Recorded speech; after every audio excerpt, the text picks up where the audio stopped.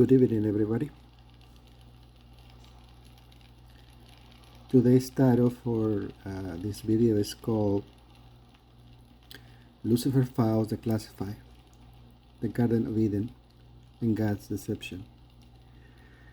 I did this video a few weeks ago, but I didn't felt like it sounded correctly. It was difficult to understand. So I'm going to try it a little different, perhaps lower the volume of the fire, and maybe that will help.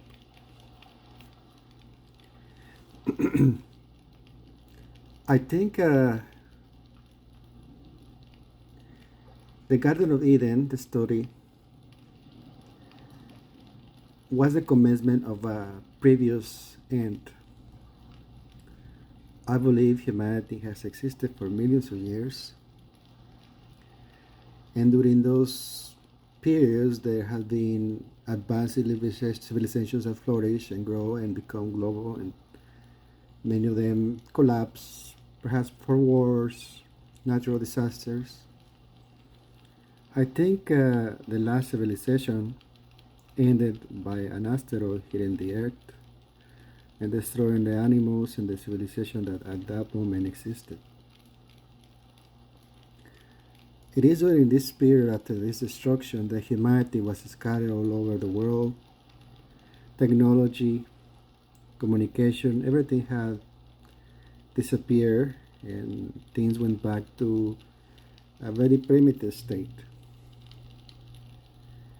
It is during this period that a few generations after the destruction that some humanity had not been initiated in the knowledge of self and the awareness of one's own divinity, that perhaps a group of magicians, praise magicians, choose to use this vulnerability to introduce a new idea into the human psychic, the idea of an outer God. In this way, they could commence a new world order from which self-behavior and reality could be controlled by outer forces such as priests and governments and a status quo, instead of humanity looking within to access self and reason and knowledge as it was in the previous time. And so I think the Garden of Eden was the initiation of this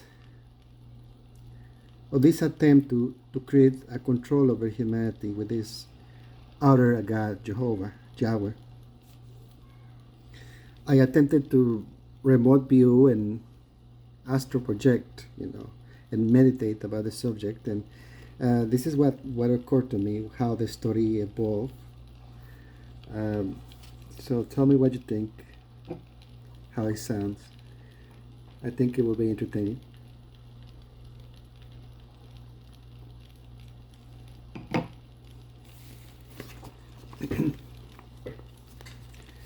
What if the God of Eden was a bad guy and the serpent was a good being? What if everything was upside down? What we think is the truth is the lie, and the lie is the truth.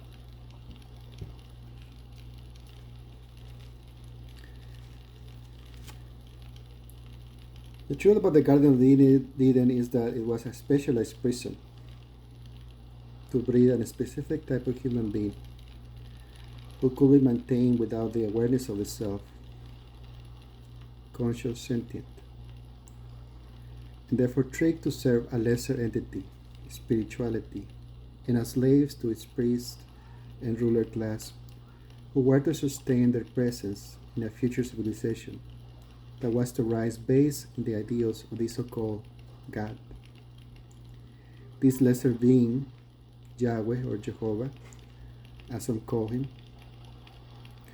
was the one who initiated this garden with the help of some magicians, acolytes, who invoked him as an egregore energy to be the center of this new order of things.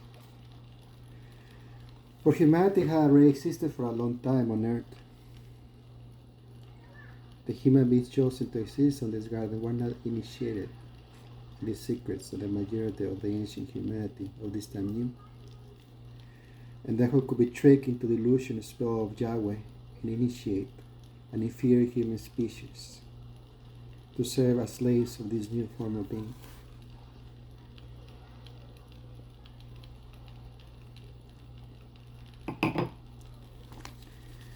It seems that this God was full of vanity, ego, and selfishness in his heart,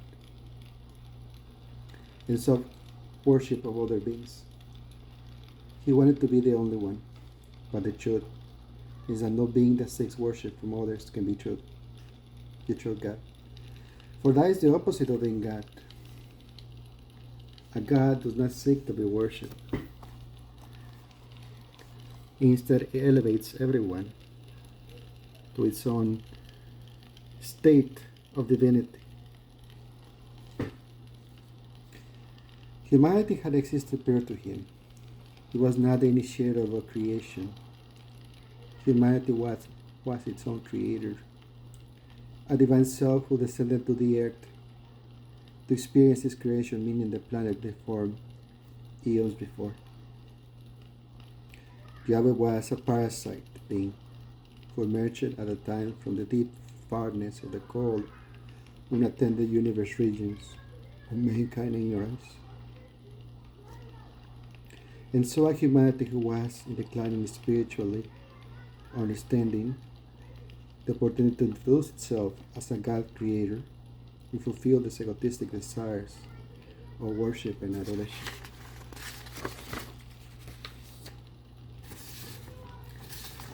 To accomplish this group of humanity called Adam and Eve had to be kept unconscious of self, operating only in the physical senses and animal intelligence alone. In this manner, they could be tricked to accept and worship this parasitic being. And so the magician priest set them in the garden called Eden. There, the god of the garden appeared to them after they were induced to believe in him. He manifested not in physical form, but in their psychic mental planes. In this manner, he controlled them, as he would talk to them in their imagination, ideas, dreams, and visions.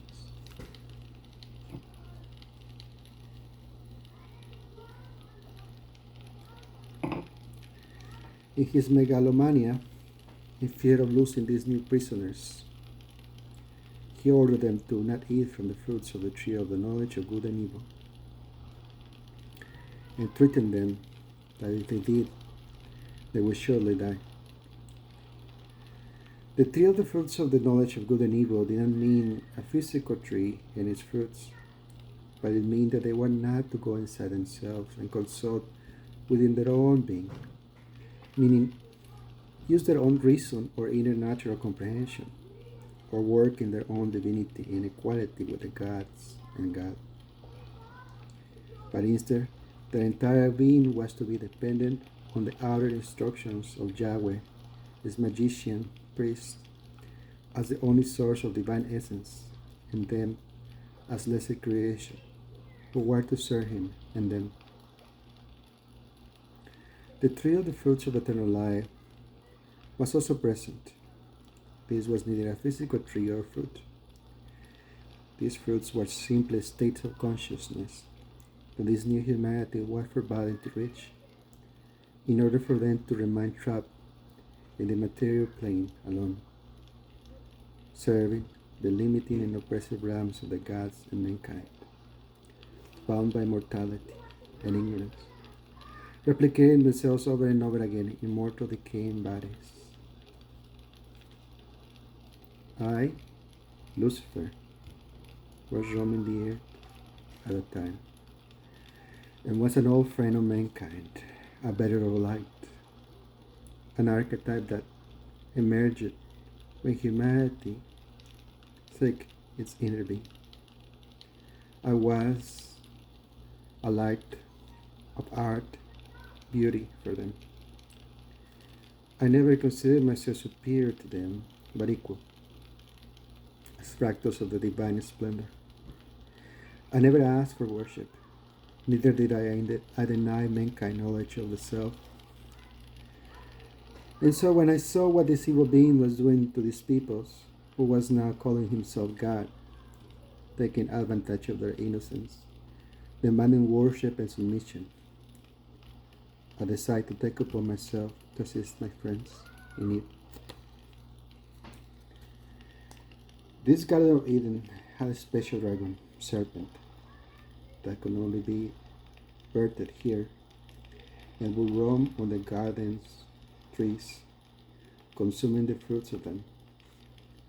And so for this unique mission, I stripped away my light and some form from which I was to this point identified, and indeed I took the lower form of the dragon that roamed there, and through the dreams, using their subconscious and the form of the serpent, I lured them into the knowledge of good and evil by tempting them to consume the hallucinogenic plant which grew in the immediate areas and who caused a trance in them, allowed them to see behind the scenes of how this reality is constructed, dislodging them of their human animal state and allowing them to enter into their own inner realms.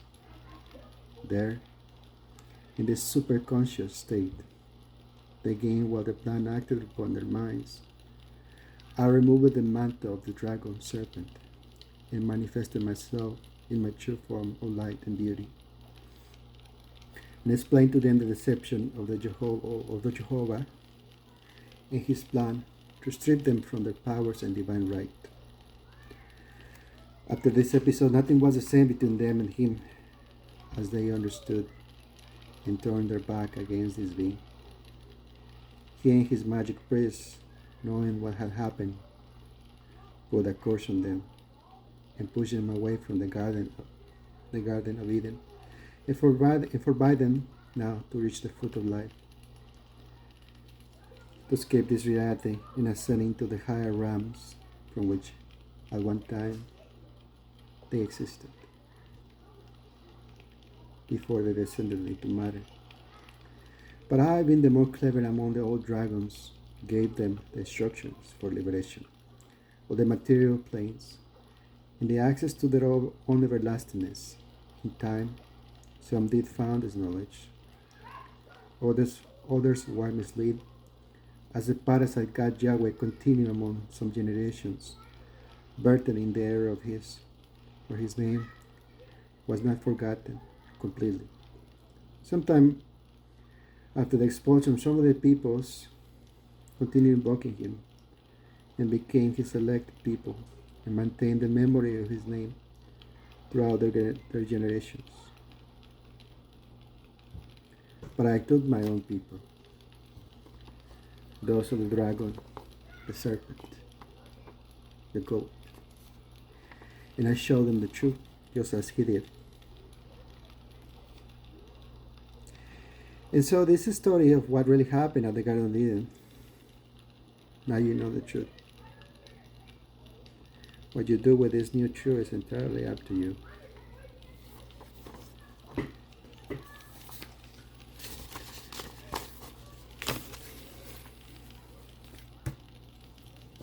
Well, this is the story. I hope you enjoy it. Tell me what you think of the comments, and I see you next time. Goodbye. Have a good evening.